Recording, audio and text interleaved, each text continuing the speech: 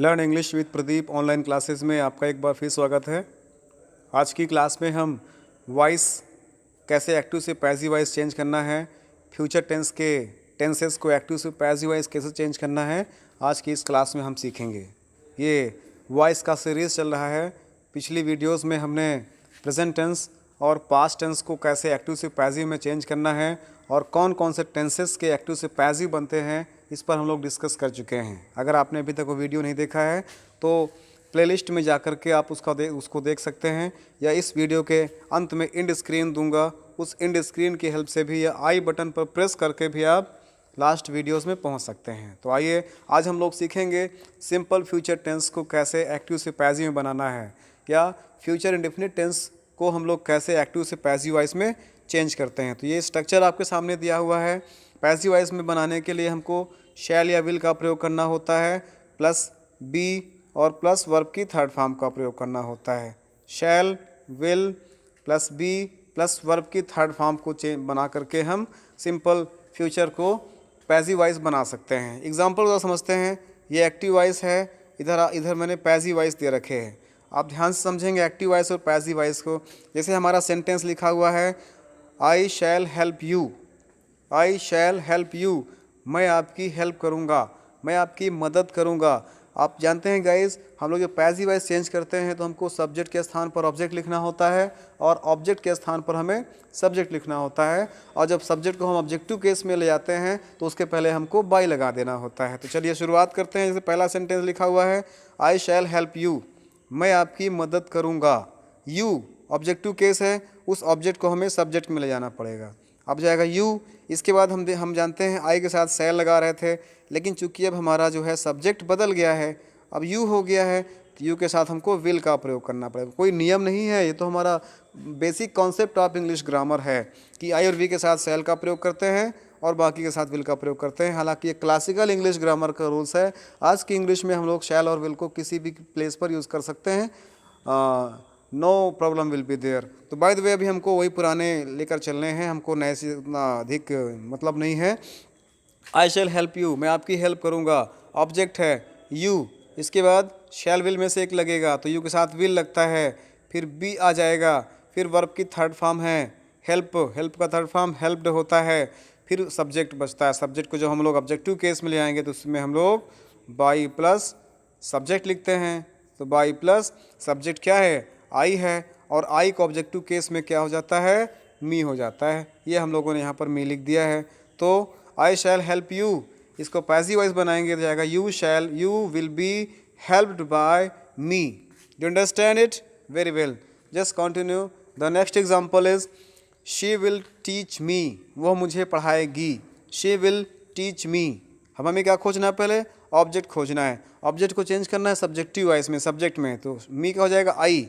अब देखो यहाँ पर शी के साथ विल लग रहा था लेकिन आई हो गया तो शैल हो जाएगा। आई शैल बी, वर्ब की third form teach, taut, she by her, ठीक है ना। बाई हर कैसे हो गया, शी का ऑब्जेक्ट होता है हर, लेकिन जब भी हम लोग सब्जेक्ट को ऑब्जेक्ट में ले जाएंगे उसके पहले हमको इसका प्रयोग करना होता है, बाई का प्रयोग करना होता है। तो शी विल टीच मी, इसको पैसिव वॉइस बनाएंगे तो I shall be taught by her. Very good. Third example देखते हैं, he will do it, he will do it, वो या करेगा। ही विल डू इट, यहाँ पर सब्जेक्ट क्या है, ही, ऑब्जेक्ट क्या है, इट, तो इट को पहले लाएंगे, इट विल बी, डू का थर्ड फॉर्म डन, बाई ही को बाई हिम हो जाता है। तो ही will do it, it will be done by him. क्या, ही विल डू इट को पैसिव वॉइस में क्या लिखेंगे, it will be done by him. Very good. इसी प्रकार से नेक्स्ट नंबर देखिए, Ali will type it, Ali इसको टाइप करेगा। अब देखिए इट यहाँ पर भी इट आ गया, it will be typed by Ali. उसी प्रकार से पीपल विल फॉरगेट इट, लोग इसको भूल जाएंगे। इट विल बी फॉरगेटन, इसको भुला दिया जाएगा। फॉरगेट के थर्ड फॉर्म में क्या होता है, फॉरगेटन। उसी प्रकार से नेक्स्ट नंबर देखिएगा, she shall discuss the matter tomorrow, we shall discuss the matter tomorrow, हम मामले पर डिस्कशन कल करेंगे। अब देखो द मैटर हमारा ऑब्जेक्ट है, the matter will be discussed tomorrow, the matter will be discussed tomorrow, matter पर कल बहस किया जाएगा। इसी प्रकार से नेक्स्ट नंबर देखिए, we will excuse all order properly, we will execute all the orders properly. अब इसको हमको चेंज करना है। अब ऑल द ऑर्डर्स हमारा ऑब्जेक्ट है, all the orders will be prompted executed. ये प्रॉम्प्टली लिखा हुआ है ना, ये प्रॉम्प्टली, हाँ ठीक है, all the orders will be promptly executed, ठीक है ना। तो पूरा फिर से देखिएगा, एक्टिव वॉइस में क्या लिखा हुआ है, he will execute all the orders promptly, उसको हम लोग चेंज करेंगे पैसिव वॉइस में, तो all the orders will be promptly executed, ठीक है, वेरी गुड। नेक्स्ट एग्जांपल देखते हैं, हमारा नेक्स्ट एग्जांपल है, they will publish 2 books in June, वे जून में 2 बुक पब्लिश करेंगे। इसको चेंज करेंगे, पहले हम लोग ऑब्जेक्ट खोजेंगे, 2 books will be published in June. उसी प्रकार से नेक्स्ट नंबर देखिएगा, लास्ट है, no one will solve your problem, कोई भी आपकी प्रॉब्लम सॉल्व नहीं करेगा, ठीक है। उसको चेंज करना है, ऑब्जेक्टिव में योर प्रॉब्लम ऑब्जेक्ट हो गया, विल नॉट निगेटिव भी है ना, नो वन तो नॉट हो जाएगा, your problem will not be solved, ये नो वन को हमने यहाँ पर नॉट लिख दिया है, ठीक है ना। इस प्रकार से तो हमने सीखा आज कि कैसे हमको एक्टिव से पैसिव बनाना है सिंपल फ्यूचर टेंस। आगे बढ़ते हैं हम लोग, नेक्स्ट है फ्यूचर परफेक्ट टेंस को हमको एक्टिव से पैसिव वाइज बनाना है। किसे? फ्यूचर परफेक्ट टेंस को। इसका फार्मूला भी सामने लिखा हुआ है, ये इसका फार्मूला है। इसमें हम लोग shall will plus have been plus V3 का प्रयोग करते हैं। फार्मूला बेसिस को लेकर चलेंगे तो आपको एक्टिव से पैसिव वाइज चेंज करना बहुत ही ईजी हो जाएगा। आपको बस कॉन्सेप्ट याद रखना है। फ्यूचर परफेक्ट टेंस बनाने के लिए shall will plus have been plus V3 का प्रयोग करना होता है। क्या शैल हैव या विल हैव तो ऑलरेडी रहता है, वर्ब की थर्ड फॉर्म तो रहता है फ्यूचर परफेक्ट टेंस में, हम लोग सिर्फ इसमें बीन जोड़ देते हैं, ठीक है ना। चलिए इसको समझते हैं विथ एग्जाम्पल, एक्टिव वॉइस में और ये पैसिव वॉइस में दिया हुआ है। पहला सेंटेंस लिखा हुआ है, I shall have written a book, I shall have written a book, मैंने यह पुस्तक लिखा है, मैं यह पुस्तक लिखूंगा, मैं पुस्तक लिख चुका हूँगा, इस प्रकार से बनेगा।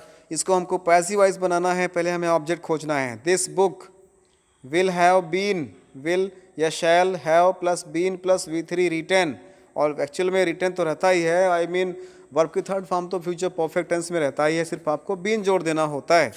आई shall have written the book will have been written by me. ध्यान से समझना है आपको, सब्जेक्ट को हमें ऑब्जेक्टिव केस में लिखना है बाई के साथ, और ऑब्जेक्ट को हमें सब्जेक्टिव केस में लिखना होता है। वर्ब की थर्ड फॉर्म का प्रयोग करना होता है, और हैव तो रहेगा ही, हैव के साथ साथ हमें इसमें बीन का भी प्रयोग कर देना होता है। तो कैसे बनेगा सेंटेंस देखिए, I shall have written a book, subject object में जाएगा, ऑब्जेक्ट सब्जेक्ट में जाएगा, तो ऑब्जेक्ट पहले सब्जेक्ट में आएगा। This book will have been, क्या होगा, will have been plus verb की थर्ड फॉर्म, तो this the book will have been eaten by me, ठीक है ना। नेक्स्ट एग्जांपल देखिएगा, they will have done the work by June 2020, they will have done the work by June 2020। इसको हमें change करना है, द वर्क हमारा ऑब्जेक्ट है, the work will have been done by June 2020, the work will have been done by June 2020। उसी प्रकार से next example देखिएगा, लिखा हुआ है, they will have informed us, they will have informed us, वे हमें सूचित या सूचना दे चुके होंगे। चलिए, उन्होंने हमें सूचना दे दिया होगा। अब हमको चेंज करना है इसको पैसिव वॉइस में, तो हमें ऑब्जेक्ट खोजना है, अस को सब्जेक्ट बनाएंगे तो जाएगा वी के साथ शैल लगता है ना, आई और वी के साथ शैल लगता है। Okay, very good. I shall have been informed by them लिखना इंपॉर्टेंट नहीं है। उसी प्रकार से the government will have built 10,000 house, the government will have built 10,000 house for the poor by the end of the next year. ये बड़ा sentence है, ध्यान समझिए, कॉन्सेप्ट याद रखेंगे, कोई भी बड़ा सेंटेंस हो सकता है, आप उसको आसानी से कर सकते हैं। जैसे सेंटेंस लिखा हुआ है, हमें पहले ऑब्जेक्ट खोजना है। ये ऑब्जेक्ट क्या है हमारा, 10,000 हाउसेस, ये हमारा ऑब्जेक्ट हो गया।